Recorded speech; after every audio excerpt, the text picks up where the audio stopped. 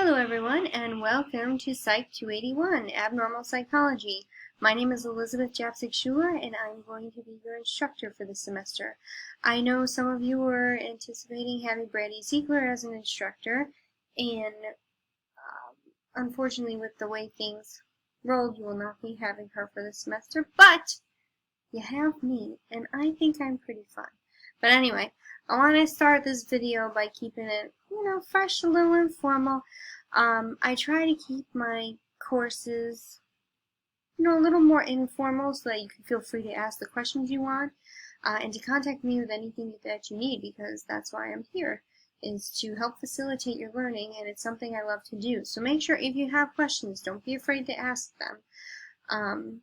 Let me get into my little PowerPoint. So about me, my name is Elizabeth Japsik-Schuler. Yes, both names. No, do not email me Mrs. Schuler, because I will not know who you're talking about.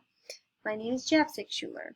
So if that's a little long for you to type out for your little fingers, because I know it's very Polish, very complicated, you can just call me Miss Elizabeth or Elizabeth. That is totally fine, but just don't call me Mrs. Schuler. It makes my eye twitch. Okay? Also, my education. So I recently graduated December of 2019 from ECU with a master's in education, in adult education with a minor in community college instruction. So I did a lot of work in psychology and education to come here to be able to teach you all, and I look forward to it. I have a bachelor's from Lewis University. It's just outside of Chicago, where I'm from, with a major in psychology and a minor in theology. Here's a fun picture of me and my husband at Disney World, one of our favorite places. I do have a 2-year-old son. I don't show pictures just for his privacy, so when he's 16 he doesn't see his pictures all over the internet without his permission. What I like to do, just a little bit about my interests so you get to know me, as a person. Because I can't wait to get to know you all, because even though we're online, I still feel like we can build that relationship and learn how your experiences lend themselves to the knowledge that you have and how you're going to learn your knowledge. Again, a little less formal.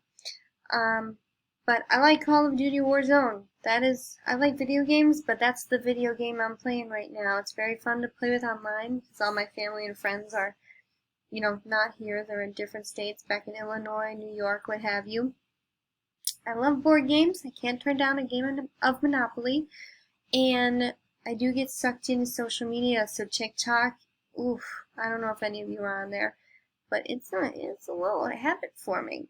And as a result of quarantine, I was a little bored, so there it is. I also have the Quarantine Cut 2020, so that's a little bit about me. But my favorite interest is teaching you all, which is good, because it takes up a lot of my time. So I don't really do much as of late with the quarantine and work and everything. But, these are just what I like to do outside of my typical hang out with my family answers. So let's get to a little bit about our Blackboard module, because that's what I really want to show you. Get to know me a little bit, and then I'll show you how to navigate Blackboard in case you don't know.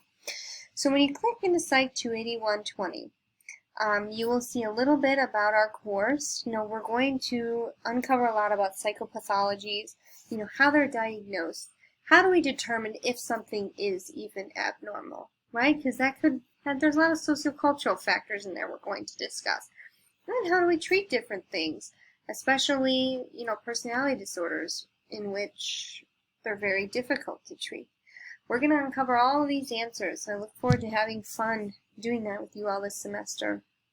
So the announcements, I generally don't send out announcements more than twice a week unless I have a comment about the grades or something I saw that I really liked and common trends I found in your grading. But usually I try to send one out on Monday mornings just to welcome you to a new week and say hi and whatever.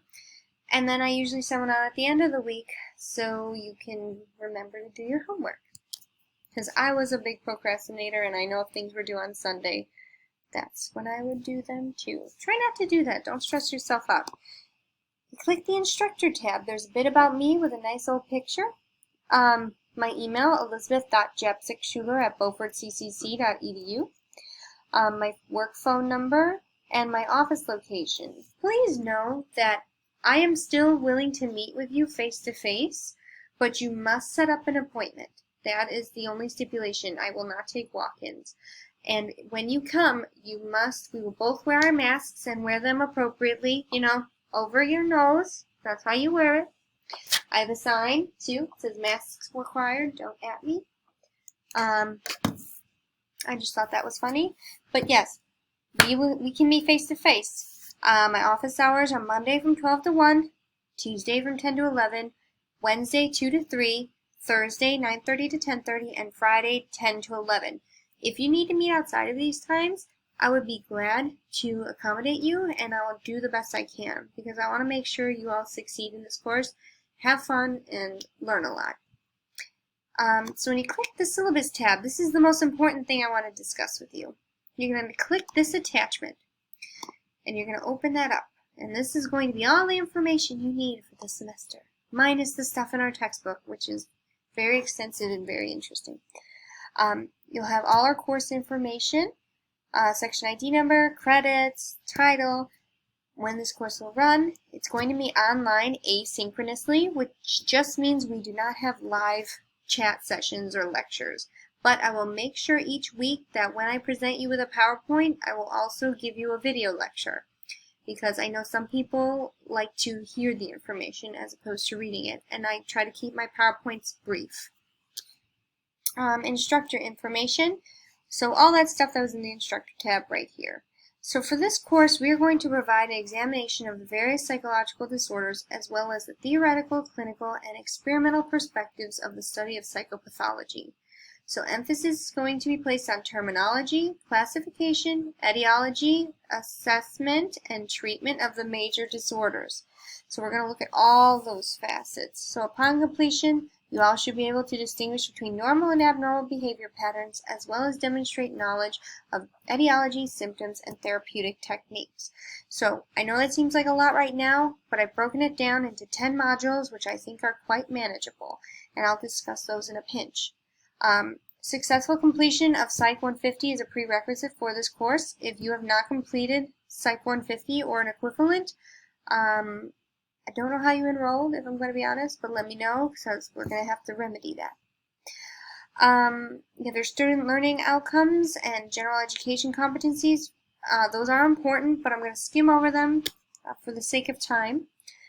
But please make sure for this course you get our textbook, Abnormal Psychology, 10th edition. The author is Comer, and the ISBN is listed here, and it's through Worth Publishing Company. I will say this with caution. If you cannot afford this book, I think it's like $150, which I recently graduated. I know the struggle. Let me know if you plan to use an earlier edition, and I may be able to approve it. Just let me know. But you will be responsible for any deficits in the material. But, the editions usually, with successive editions, are pretty similar. So if you got like an 8th or 9th, I don't think it would be that far off, but please email me, because that'll be a case-by-case basis. Again, I understand textbooks are expensive, and sometimes we just don't have the money for that. Also, a little tip from myself: if you are going to buy this textbook, I would look somewhere on Amazon or, Chegg to rent before spending like financial aid money at the bookstore. If you want to buy it at the bookstore, that's fine, but it's usually a little more expensive if they know you're using your financial aid. Not that that's a result of our bookstore, but the publishers and everything. It's a whole complicated mess, but you didn't hear me say that. So just shop around a little bit for a good price. You don't always need to go to the bookstore. Shh, you didn't hear that from me. And other materials, make sure you have reliable internet connection and access to a computer. If you do not, we have the library here, which is an excellent resource. You can reserve your time slot, because we are maintaining social distancing protocol. But let me know, and we'll see how we can arrange that and help you out, because that is necessary for successful completion of this course. Now, topics and assignments. These are all the things we're going to cover throughout the semester.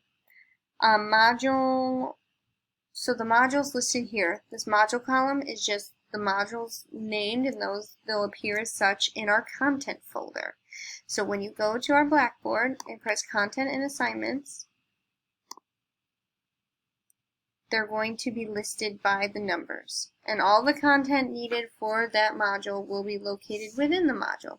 Typically, this is set up where I put instructions for the module at the top, followed by any homework assignment you need to complete, the PowerPoints for the week, as well as narrated lectures and supplementary materials. So you can find all that located within the folder. So the chapters to be read, make sure you read these chapters for this week because it'll help give you background for doing the homework and successfully participating. The introductory assignment. So the third column is going to have your assignments and their due dates. So when you're looking at an assignment, the assignment information will be located within the unit module. The only exception is our final project, which I'm still working on what exactly I'm going to do. I do want your feedback if you all want to do group project or not. I know some of us dread that, but we'll get there. But just remember that the first introductory assignment is due August 26th by 11:59 p.m. If you are seeing this video, that means you completed the introductory assignment because that opens up your Blackboard to be able to be used. That's the census date. You must enter the course on or before that time and date to be enrolled. If you do not, we cannot enroll you. So check this out. There's going to be 4 exams throughout the semester. They're all listed in this assignment list. Please print this out and keep it handy. Frame it on your wall, whatever you have to do. Because I want you to be able to see it and make note. Put it in a planner if you have to. Methods of evaluation. So students are going to be evaluated based on their consistent participation in class and the satisfactory completion of weekly assignments as listed above. So your assignments are going to count as your weekly attendance. If you miss 2 weeks worth of assignments and you do not talk to me or email me or you completely ghost me, you will be dropped from the course. And that's listed in our attendance procedure. So 14 calendar days, you will be dropped from the course.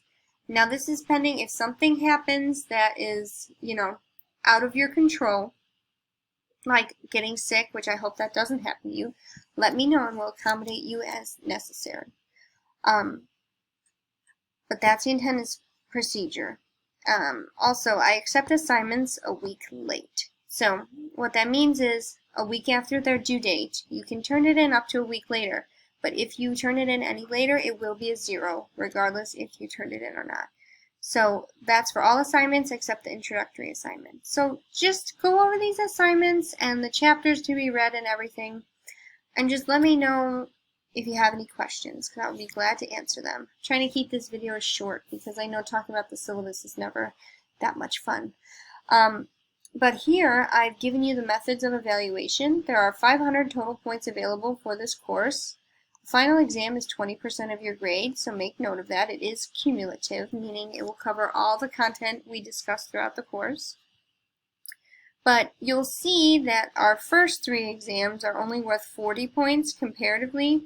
I try not to put too much weight on the exams because I like seeing your learning as demonstrated through your writing and your discussion with your colleagues. And all the information for the assignments will be in their appropriately labeled modules.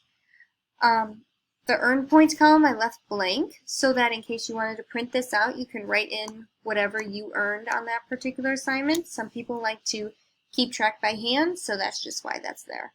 And there will be extra credit opportunities available. Grading scale, please make a note. Boo, I do not round grades. So even I had a student that was on the edge of an A and I didn't give it to her because, well, I couldn't. Because if I round up one person's grade and let's say the next person, that person got an 89.97, hey, can you round this up to an A for me? Then the next person comes with an 89.95 and say, hey, can you round my grade up for me? And the next person comes with an 89.93. Hey, can you round up my grade for me? Where do I draw the line? Well, the line is your score will be your truncated whole number value. So if you get an 89.97, that is an 89. That is a B, just so you know. I went over the attendance procedure, online verification for enrollment courses. We discussed that, completing the introductory assignment. That is different than the introductory paper. The introductory paper will be Module 2's assignment. COVID-19 precautions. I know we're online, but you all still interact with other people. You may come to campus. If you should feel ill or fall ill, please let me know. This is just, especially with COVID-19, we're trying to really control the spread and contain it. And so in order to conduct proper tracing, we really need to know, what's going on.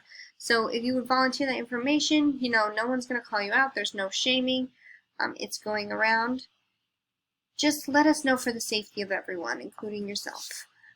Now for the add withdrawal procedure, the last day to withdraw from this course without academic penalty is November 12th.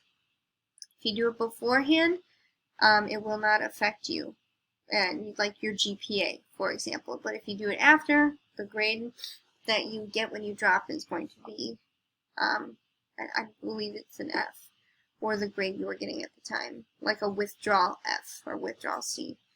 But more about that procedure can be seen here. Again, before you drop a course though, please make sure you contact me so we can kind of discuss it, because it will affect, your long-term plans and your progress towards graduation. I've had a list of a bunch of resources. What's wonderful about this semester, even though it's a little goofy with, not having face-to-face courses and everything being switched up, is that the Learning Enhancement Center is offering 24/7 tutoring, which is awesome. So I've included a link to that tutor.com here. And it's going to verify through the Blackboard credentials. And it's going to pop up, "Hi Elizabeth, what do you need help with?" So you can pick a topic. So let's say we want to talk about social sciences, right? Psychology, that's where we are. Sci 281, I need help with abnormal psychology. So you can click if you want a tutor with voice chat capabilities, and there will be someone there to help you. This is a great resource, and I know we keep saying, oh, it's free to you. But think of it this way. You're already paying tuition for these resources. You're paying tuition to have tutors and all these other things on campus. You might as well use them, put your money to work, right? I went over the content and assignments tab. I'm going to, at the bottom, I've included APA writing resources, unless, if you're not familiar. So I've included a link to APA Purdue OWL. It's a great resource to learn how to cite and paraphrase, because I'm very serious about plagiarism. I've had quite a few students, different classes, copy and paste things from the internet for submission, even on tests. And all work as a college student should be your own.